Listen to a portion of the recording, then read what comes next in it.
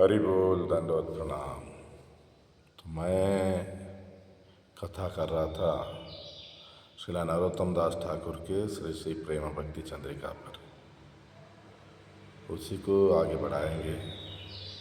यहाँ नरोत्तम दास ठाकुर कहते हैं, काम मोर हो तो चित्ता, नाही माने निज हित, मनेर ना घुचे दुर्वासना, मोरे नाथ आंगी करू, ओहे वांछा कल्पतरु, करुणा देखु सर्वजना।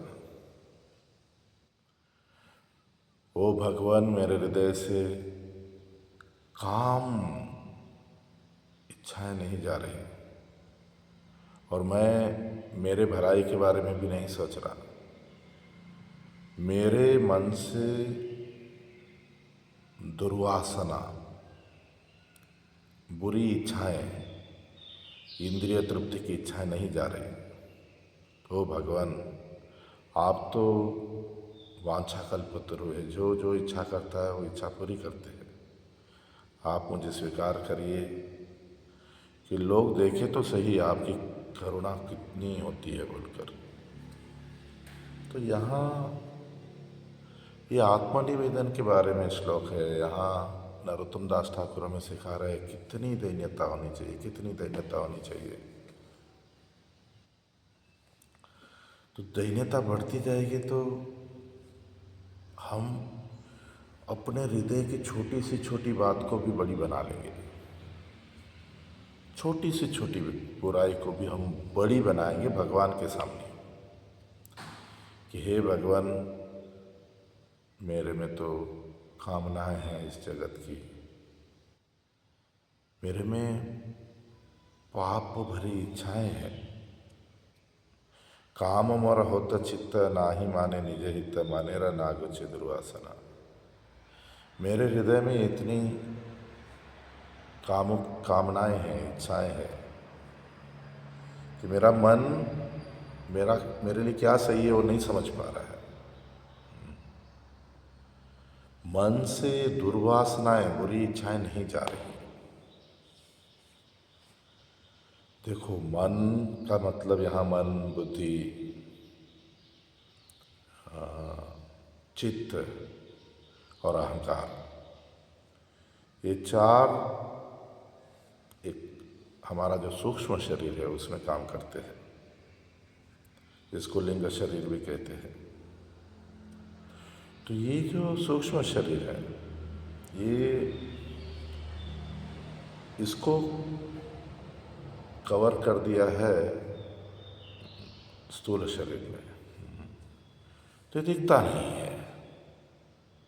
हमने आज तक हमारी क्या बोलते हैं, ये जो अंदर बैठे हैं काम क्रोध लोग, इनको देखा नहीं, कैसे है, कितने हैं, हमको पता नहीं। ये इतनी सूक्ष्म रूप में, मगर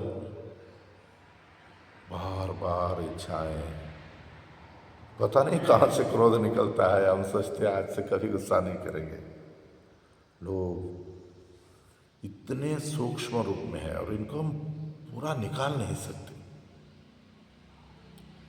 हाँ, भगवान की सेवा में लगाया, फिर खींचता है, फिर खींचता है। तो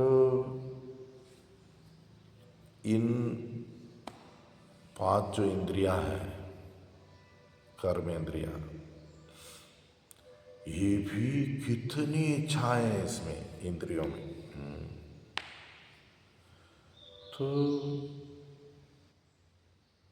ये स्थूल शरीर, ये जो शरीर है दिख रहा है, ये तो समय आने पे नष्ट हो जाता है, फिर और एक मिलता है और एक मिलता है। मगर ये जो अंदर का है सूक्ष्म शरीर, ये जब तक आत्मा माया से अलग नहीं होगा तब तक निकलेगा नहीं। आत्मा माया से जब तक छूटेगा नहीं, ये अंदर का शरीर, सूक्ष्म शरीर, जिसमें मन, बुद्धि, चित्त, अहंकार है, जिसके साथ ये इंद्रियां है, ये छूटेगा नहीं। तो क्या होता है, इस सूक्ष्म शरीर में पूर्व जन्मों के वासना है, कर्म वासना है, इच्छाएं हैं। तो जब तक शरीर माया के कंट्रोल में है, तो एक शरीर ये जो वाला है, ये तो इसके साथ रहना पड़ेगा, स्थूल शरीर के साथ। मगर स्थूल शरीर को तो देखो, हमें क्या बोलते हैं, मेकअप करना है, मेकअप कर सकते हैं ब्रश करना है, वो तो हम जो चाहे इस सूक्ष्म स्थूल से कुछ हद तक कर सकते हैं। सूक्ष्म शरीर को पकड़ना बहुत मुश्किल। मन कुछ कह रहा है, बुद्धि कुछ कह रही है, अहंकार कुछ कह रहा है, चित्त में क्या वासनाएं भरी है पता नहीं। हम बहुत बार सोचते हैं कि नहीं, अभी तो सब कुछ ठीक ठाक चल रहा है, मेरा वजन ठीक हो रहा है, ठीक है, एकदम मन में क्या, कहाँ से इच्छा आई, कहाँ से इतना सूक्ष्म शरीर हमारे साथ खेलता है। तो हमें समझना चाहिए कि सूक्ष्म शरीर में अनगिनत जन्मों की कर्म वासनाएं भरी हुई है, और हृदय जो सुख मांगता है, काम जन्मा, वो कामनाओं का जन्म होता है, वहीं से सुख चाहिए। तो हमारे पूर्व जन्म के जैसे ये होंगे वैसे सुख चाहिए। किसी को नशा करना अच्छा लगता है, किसी को घूमना अच्छा लगता है, किसी को घर सुंदर होना चाहिए, घर सफाई कर रहा, सफाई कर रहा, सफाई कर रहा है, पागल हो जाएगा हर चीज़ की एक लिमिट है, ठीक है, उसका दिमाग कहाँ है पता नहीं तो वो जो पूर्व जन्म की वासनाएं हैं, वो हमारे मन बुद्धि में भरी है, जिससे शरीर और इंद्रियां प्रभावित होती है। इसीलिए यहाँ भगवान से शरणागत लेना, भगवान के पूर्ण रूप से ही हो जाना, बोले तो भगवान से प्रार्थना करना, मेरे हृदय में जो कामनाएं, इच्छाएं हैं, इनसे निकालो। मैं तो अच्छा बुरा समझ नहीं पा रहा हूँ, तो भगवान आप मेरी सहायता करिए। तो हमारे सूक्ष्म शरीर में हमको दृढ़ करना है कि हमें भजन कैसे करना है, हमें कैसे भगवान के किस स्वरूप का ध्यान करना है। क्योंकि इस सूक्ष्म शरीर को धीरे धीरे दोस्त बनाने का, दोस्त बनाना पड़ेगा, नहीं तो ये तो कहीं भाग जाएगा। तो इसके लिए क्या करना पड़ेगा, भगवान का कोई एक स्वरूप में शरणागति लेने का, भगवान के वो जो स्वरूप है। जैसे हम अभी राधा कृष्ण, तो राधा कृष्ण की लीलाओं को जानने का, उस समय क्या क्या लीला होती है उसको मन में, बुद्धि में तभी तभी लाते रहने का, और उस भाव वाले, जैसे हम राधा कृष्ण की आराधना करते हैं, तो जो राधा कृष्ण का आराधना में हमसे आगे है, ऐसे साधुओं का संग करने का, उनके साथ रहने से हमारा भी मन, साथ रहने, उनके गोद में जाके बैठना नहीं साधु नहीं है, साधु नहीं,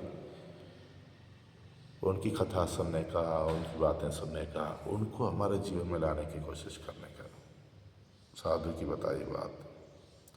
तब हम भी साधु बनते जाएंगे, हमारी बुराइयां कम होते जाएंगी। और कभी कभी हम सोचते हैं हमें तो पता है, मैं कर लूँगा, कर लूँगी, फंस जाते हैं, फंसा देता है माया, बाप रे।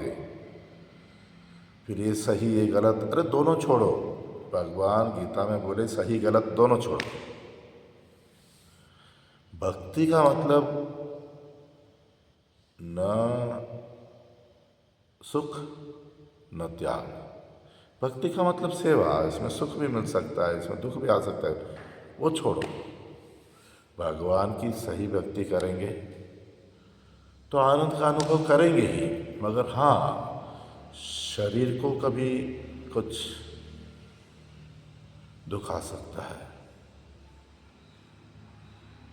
मन को अच्छा पहले पहले अच्छा नहीं लगेगा, ये सब क्यों, मगर मन की मत सुनो, शास्त्र की सुनो, साधु की सुनो, गुरु की सुनो। उसीलिए रूप गोस्वामी पाद बोल दिए, जैसे हमको क्या पीलिया हो गया, पीलिया, और पीलिया जिसको होता है उसको खान सर क्या बोलते हैं, रॉक कैंडी, वो चीनी बड़ी वाली, वही उसके लिए दवाई है, मगर वो खाएगा तो उसको मिठास नहीं लगेगा।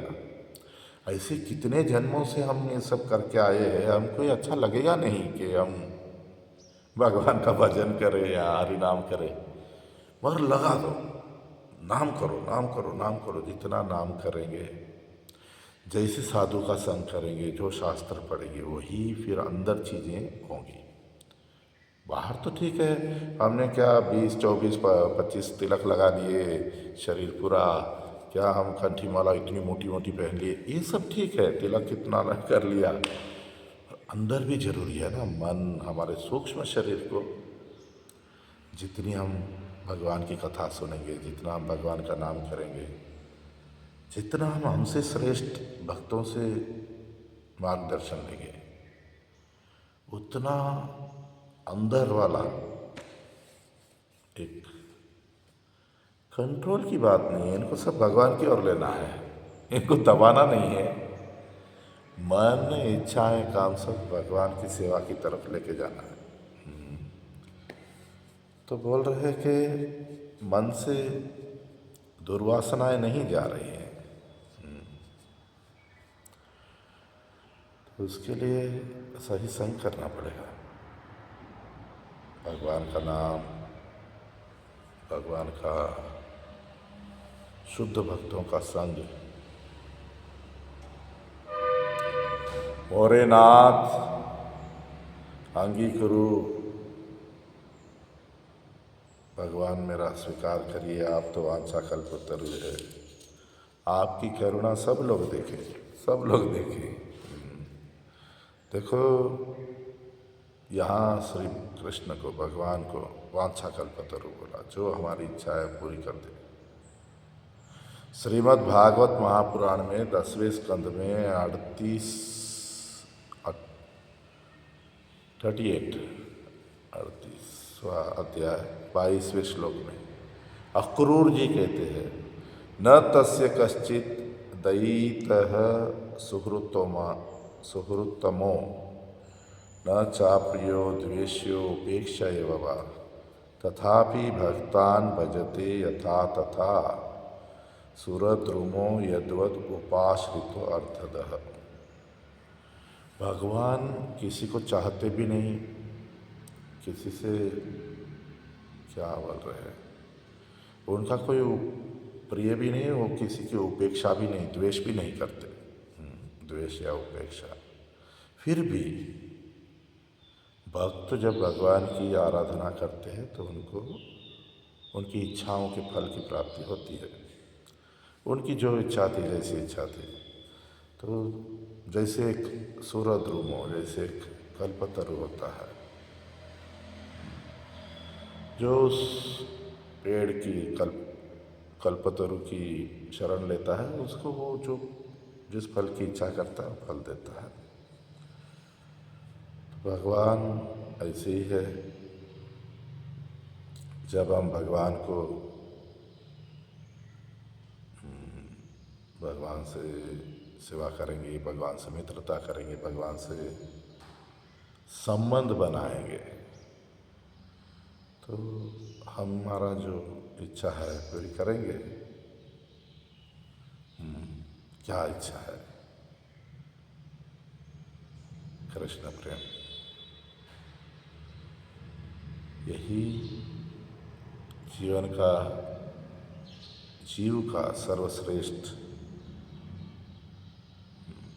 फल है। भक्ति सेवा, नित्य भगवान की सेवा। भगवान की कृपा के बिना मिल नहीं सकता। तो सही तरीके से साधना, सही संग और भगवान से हृदय से प्रार्थना। हरि बोल, दंडवत प्रणाम।